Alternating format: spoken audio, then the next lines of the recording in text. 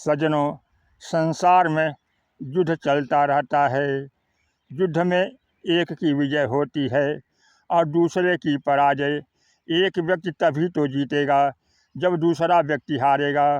पर भगवान श्री राम की विजय का महत्व इसलिए नहीं है कि उनकी विजय में किसी की पराजय है, बल्कि श्री राम की विजय का अर्थ है सबकी विजय।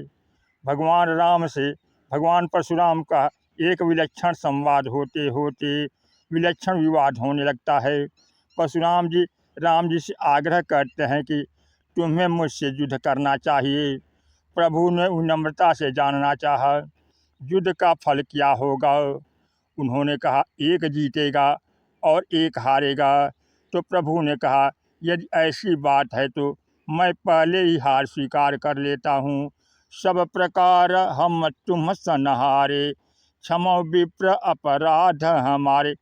यदि भगवान राम में विजय की रुचि होती, भगवान परशुराम को पराजित करने की भावना होती, तो वे इसे निश्चित रूप से सिद्ध कर देते। वे कह सकते थे कि अगर आप चुनौती दे रहे हैं तो मैं इसे स्वीकार करता हूँ। इस युद्ध में परशुराम जी भगवान राम को परास्त नहीं कर पाते, पर उन्होंने कहा कि महाराज, युद्ध का नाम अगर विजय है तो मैं अपनी पराजय स्वीकार करता हूँ, क्योंकि राम मात्र लघु नाम हमारा, परशु सहित बड़ नाम तुम्हारा। आप तो नाम में भी बड़े हैं, क्योंकि मेरा 2 अक्षर वाला नाम है राम, और आपके नाम में 5 अक्षर हैं परशुराम। वर्ण में भी बड़े हैं, क्योंकि आप ब्राह्मण हैं और मैं क्षत्रिय हूँ। आप में ब्राह्मणों के 9 गुण विद्यमान हैं, 9 गुण परम पुनीत तुम्हारे, और मुझ में तो कोई गुण ही नहीं है। यदि कोई मानता हो कि गुण के बिना काम चलता ही न हो, इस दृष्टि से मेरे इस धनुष में एक गुण अवश्य है। नाथ एक गुण धनुष हमारे। संस्कृत भाषा में गुण शब्द रस्सी के लिए प्रयोग किया जाता है, और गुण अर्थ तो इसका है ही। इसलिए न तो मेरी आपकी तुलना हो सकती है और न ही कोई लड़ाई। उस लड़ाई का आनंद यही था कि श्री राम ने कहा कि मैं सब प्रकार से आपसे हारा हुआ हूँ, और रस यह है कि इस युद्ध में जो सचमुच हारा, उसे तो मानो परमानंद की ही प्राप्ति हो गई। परशुराम जी के स्वभाव में तेजस्विता है, त्याग है, वैराग्य है, और अपने त्याग का अभिमान भी है।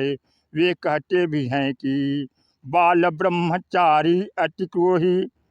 तुम क्या मुझे ऐसा ब्राह्मण समझते हो जो जग करके दक्षिणा मात्र लेते हैं? नहीं नहीं, मैंने तो युद्ध यज्ञ किया है। मैं यही परशु काटी बलि दिन है, समर जोग जब कोटि न किन्हे।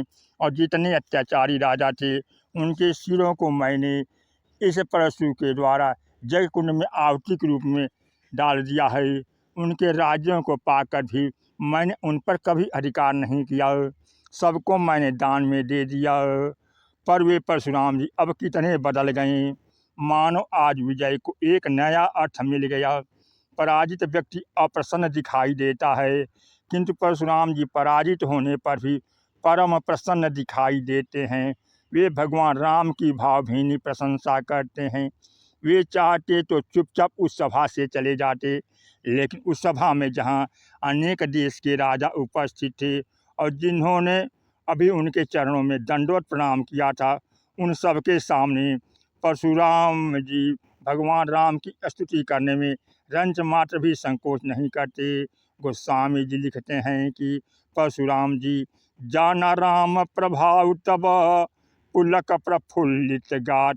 इतने प्रसन्न हो गए कि उन्हें रोमांच हो आया, और जोरी पानी बोले वचन, हाथ जोड़कर बोले, बनावटी भाषा में नहीं अपितु हृदय न प्रेम अमात, प्रेम पूर्ण हृदय से बोले।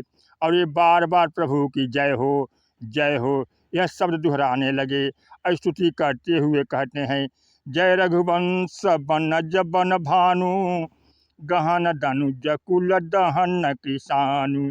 जय सुर विप्रधेनु हितकारी, जय मदमोह कोह भ्रमहारी। विनयशील करुणा गुण सागर, जियति बचन रचना अति नागर। सेवक सुखद सुभग सब अंगा, जय शरीर छवि कोटि अनंगा। करऊँ काह मुख एक प्रशंसा, जय महेश मन मानस हंसा। और अंत में कही जय जय जय रघुकुल केतु, भृगुपति गए बनहि तप हेतु। सचमुच कैसा विलक्षण आनंद परशुराम जी को मिला, जिसमें किसी के भीतर विजेता कहलाने की वृत्ति नहीं। परशुराम जी तो गदगद हो गए। अब भगवान राम के चरित्र की विशेषता यही है कि वह जीव के अभिमान का हरण करते हैं और अपना साक्षात्कार कराते हैं। पर इस प्रकार से सत्वगुणी का भी अभिमान होता है, जो सत्संग के द्वारा नष्ट हो जाता है। रामचरितमित सागर, था न पावै कोई, संतन संग जो सुने तुम्हें सुनाऊं सो। बोलिए सियावर रामचंद्र की जय, पवन सुत हनुमान की जय, उमापति महादेव की जय।